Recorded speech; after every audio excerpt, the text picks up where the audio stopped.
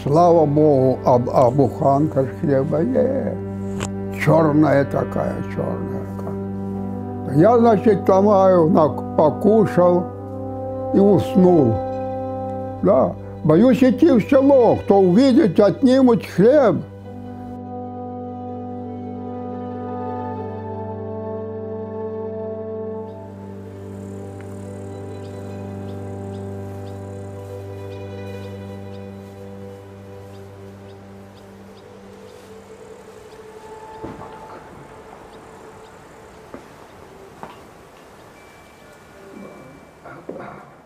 А родился, знаете, когда? По собственному желанию. 1 февраля 21 года. Трудно мне говорить.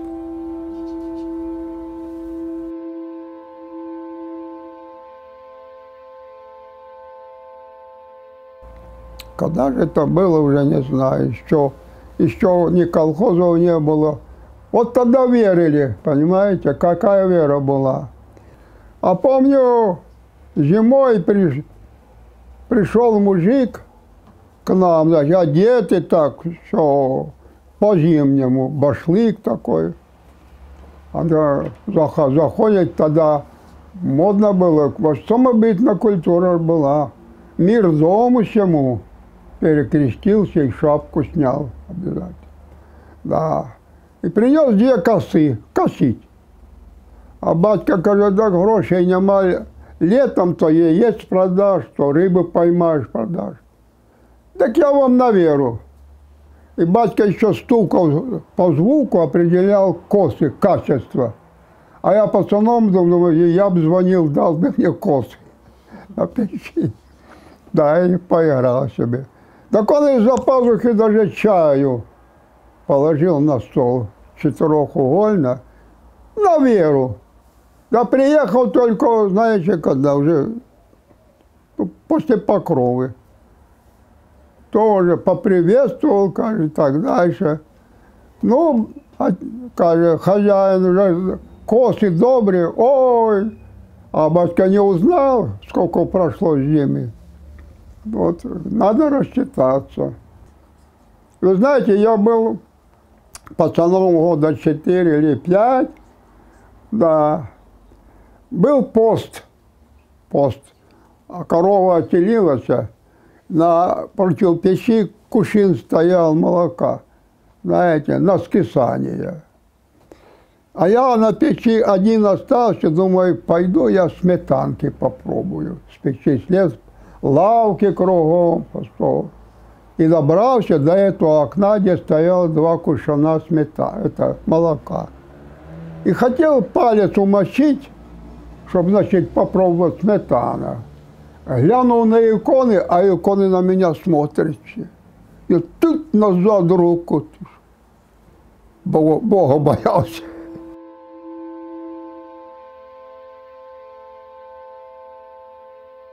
В 1932 году я ходил в школу, во 2 класс примерно, или в 3.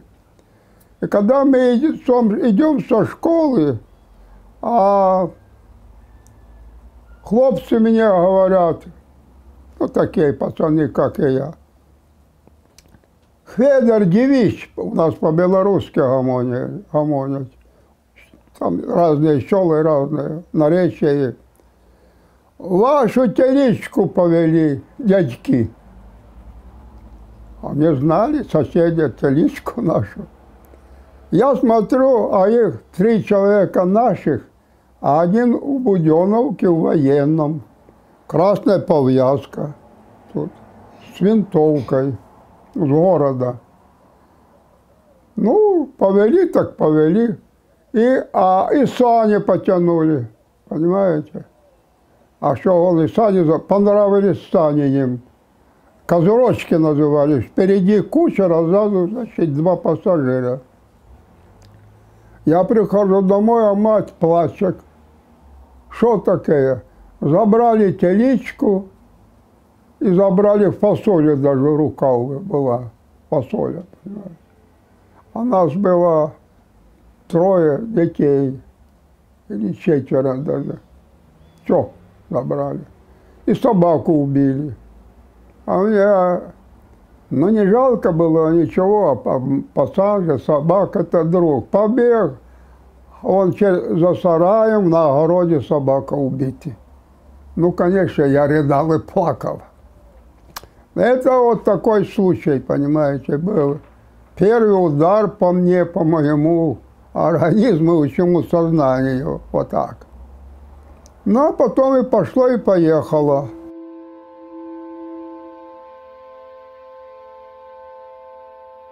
В 1932 году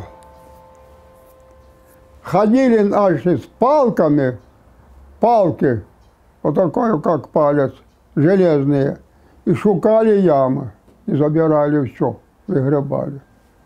Ну, такие вот комсомольцы организовывали, обещали им что-то. Знаете, свежие, всякие люди есть, которые могут и продать, и купить. Их сагитировали, и ходили, все. Бригада называлась. А когда, я помню, еще 42-43 нас отправляли на Бугрик, ну, площадь такая, улица, чтобы смотрели, вдруг бригада еще ходит, чтобы прибежал и домой сказал.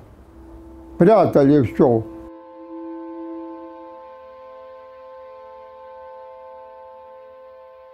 А колоски дозволяли збирати на полі в 33-му? Колосочки? Колоски. Мы копали, перекапывали картошку, и этот объездчик ехал втекать. Куда втекать? А он с кнутом. Ну, уже выкопано, а мы перекапывали. Так он с кнутом. Справа молодой лес был, а слева дорога, проезжая, это, шлях. И там столбы были, телеграфные. Так эти столбы нас спасали. Он нас кнутом хотел отшмагать, а я крутишься кругом столба, он пока развернет на лошади. Я лично спасался. Он с кнутом. Я гонял. Вот так.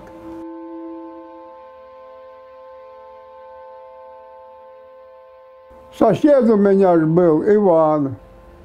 У нас была книжка, недостаток было книжки школьной, на 2 книжка. Так он позанимается часа 2, потом я, букварь там или что-то было. Где-то доставали килограмм муки на ведро кипятку. Заваривали такую мутную, значит, водичку, вот он нам давали пить. Горячий снеданок назывался.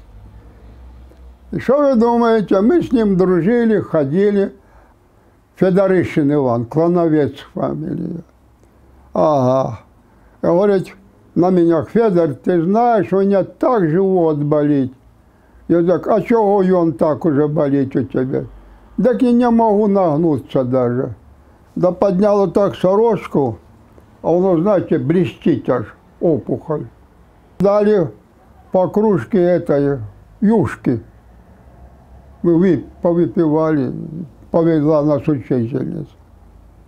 Ну и все, ладно. Я говорю, так ты не нагинайся, как тебе болит.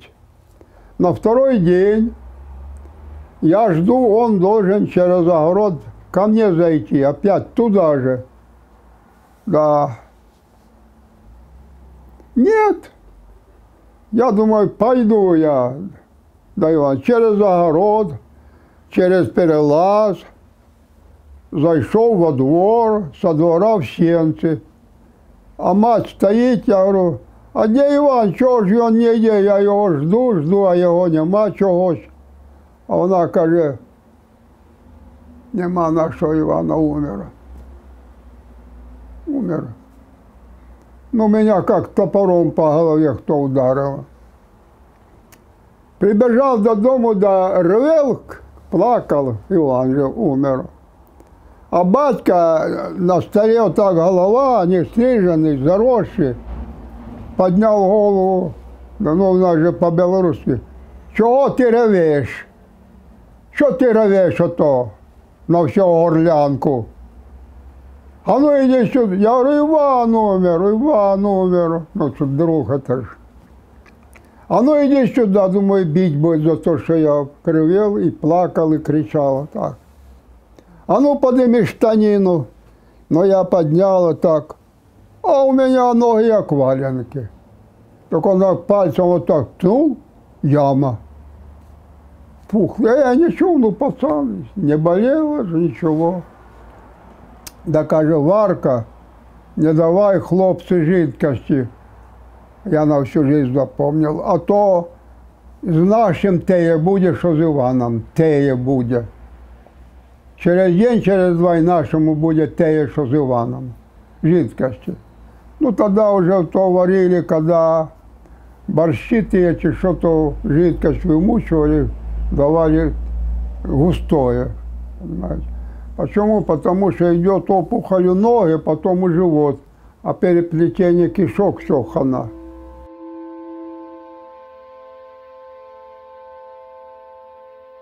Ніхто не помер у вашій сім'ї? Да нет, у нас, слава Богу, потому что вот те ходили в Белоруссию, поддерживали. Бабушка Лукерка жила, мать, отца моего мать, отдельно. Но их не трогали, не грабили. Корова у них была. А отец и мать ушли в Белоруссию. Так они туда ушли добивать кусок хлеба. Ну, там картопля, бульба, значит, была у них, до конец спасались. Там не было такого голода. А я один остался, и на печи 3 детей. Но я уже был герой. Мне было 12 или 11 лет. Да. Так я рано утром вставал, ехал рыбу ловить, а что удочкою. Я рвал крапиву, свинячью лободу, да, подорожник. Все.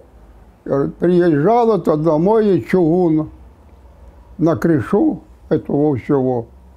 Соломы с крыши нарвал, соломенные были скрыты. Наварил этого борщу и давай кормить этих, на печи пухлые такие были, детвору. Один случай был незабываемый. Я приехал лодкой до берега, ну, подтянул и собрал свой инвентарь, иду, а стежка была, с Париж рос. А там дедушка сидел, но тепло было, и уже в шубе, да и шапка, ушанка. И я подошел, дедушка, что он что-то языком, ну такое. Он говорит, есть хочу. Ну, я запомнил, думаю, я поделюсь с ним. Да, когда уже пришел до хаты, перекрошил эту всю зелень, сварил эту борщу. Я с лавки попозметал, подвел уже, значит, это, доловка называется по-белорусски, пол. Ага. Да, думаю, пойду возьму воды, значит, ведро, и сам трохи умоюсь. Вспомнил за деда. Миска черепяная, кремечная. Набрал, думаю, деда же надо есть хочу, прости, языком вот так лежал и есть хочу. Думаю, я его борщом накормлю. Ну, взял, значит, ложку, насыпал, миска большая, за ведро иду, ведро оставляю порожнее. Иду до вербы, пришел. Дед, я тебе борщу принес. А он умер. Все. Я всю жизнь думаю, как я не успел деда накормить. Жалко.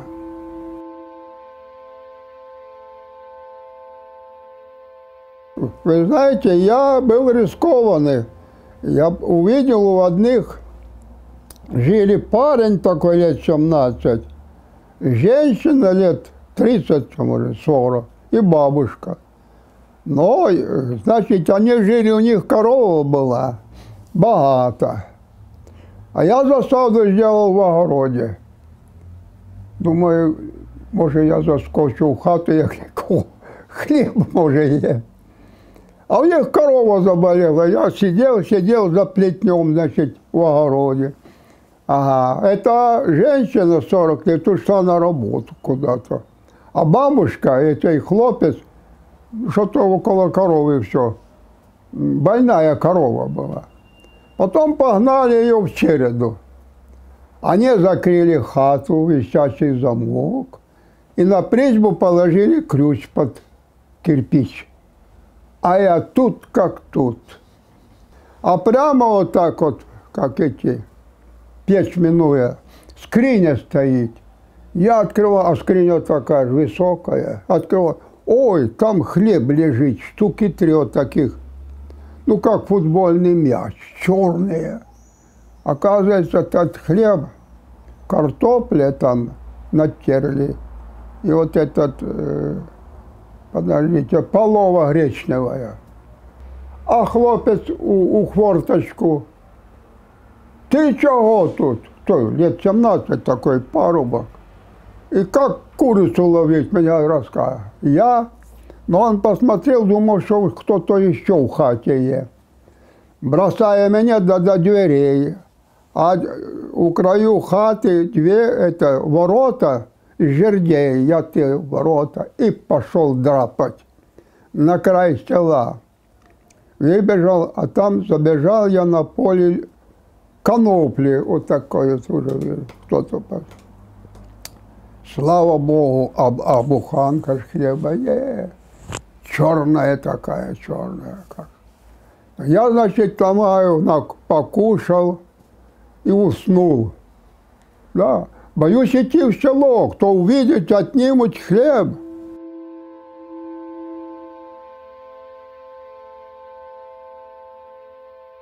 В 1935 году, не знаю, сколько мне было, уже 14-15 лет, то я матки попросил хлеба какого-нибудь спекти. Дала мне мать буханку хлеба, и я пошел в город. В город пошел, в Чернигов. Да, на базар 5 углы. А там же женщины торговали, понимаете, пирожками. Ну что ж, попросил уже хорошо, успех. Ходил, попрошайничал. Потом нашел друга Иван, был Павлов Иван. А днем мы промышляли на базаре. Были такие, что и молока давали выпить, бутылку. Ну и концов, только, кажется, сейчас тут, а то украдешь бутылку. Ага. И пирожки давали. Потом этот Иван, мудрец был, он приучился, кто не дает пирожка. Так вот он не дает, а кошелка стоит с пирожками, кошелка у нас не дает. Так он научился, он по ту сторону полки ляжет, на полку, ногу поднимет, кричит: он летит, летит, летит, он летит. Ага. А я с этой стороны, где кошелка, слева стоит, и пирожки же открытые. Так она: ага, где летит, что? А моя задача — хоп, и пошел драпать, все. Ну, сколько ухопил, это уже мое пополам с Иваном. А потом нас милиция закосила, понимаете, и куда? На Макаронку привезли. Но Ивану не повезло, он попал ящики сбивать, тарный цех. А меня в сушильный. Я смотрю, думаю, я на другую планету попал. Макароны? Вы что, шутите? Макаронна фабрика? Да, макароны. Сушильный цех, ну. Так я, значит, давай. Начальник такой хороший, конечно. Ну, думаю, будешь ругать, все равно. Ну, хапнул рукой. Давай кушать, трещить. А он услыхал, видел: ты что, пацан, голодный? А я же не признавался, что я голодный. Я, да, это так, я балуюсь. Потом я приспособился, как жрать эти макароны, вяленые, чтобы не трещало. Да. Кроме шуток, честно, чтобы я тебя перехитрю. Потому что трещит же на зубах, как макароны сухие. А зато вкуснее, ну. А потом уже начальник пошел, выписал мне аванс. Гроши я их в руках не держал. Да пошел в столовую, я 2 тарелки, 1 тарелку заказал суп, макароны, картошка и цибуля, и маргарином зажаренные. Большая тарелка влупил, думаю, ты смотри, как же его я как генерал или просто я не, на другом свете. Посидел, а еще одну заказал, запомнил на всю жизнь. И пошла моя жизнь.